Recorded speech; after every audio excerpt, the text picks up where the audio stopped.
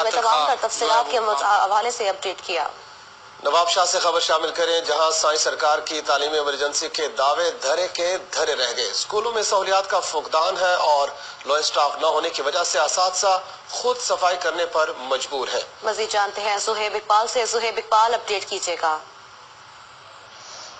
जी बिल्कुल, मैं इस वक्त मौजूद हूँ। का ये रोल मॉडल सरकारी स्कूल है, नया मदरसा प्राइमरी स्कूल। अगर बात की जाए सिंध में तालीमी इमरजेंसी नाफिज है, लेकिन उसके बावजूद भी ये स्कूल मसाइलिस्तान बना हुआ है। यहाँ पर बच्चों के लिए ना पीने का साफ पानी है, और अगर लोअर स्टाफ की बात की जाए तो यहाँ ना कोई सफाई करने वाला स्वीपर है, ना कोई पियोन है। इस वक्त हमारे साथ एक टीचर मौजूद है, आइए इनसे जानते हैं। जी सर, बताइएगा क्या मसाइल है यहाँ पर?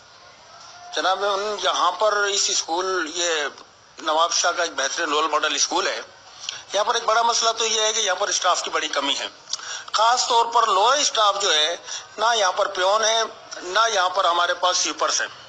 इसके अलावा हमारे पास असातिज़ा की बड़ी कमी है, और कम अज़ कम हमें 8-10 असातिज़ा अगर हमारे पास आ जाएं तो पढ़ाई का मयार जो है मज़ीद बुलंद हो सकता है।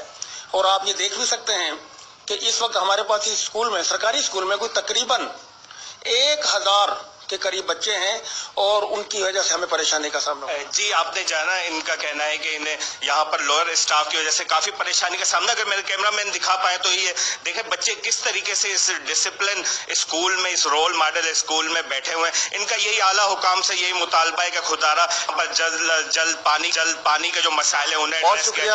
आप तफसीलात से आगाह कर रहे थे। अभी खबर शामिल करेंगे कराची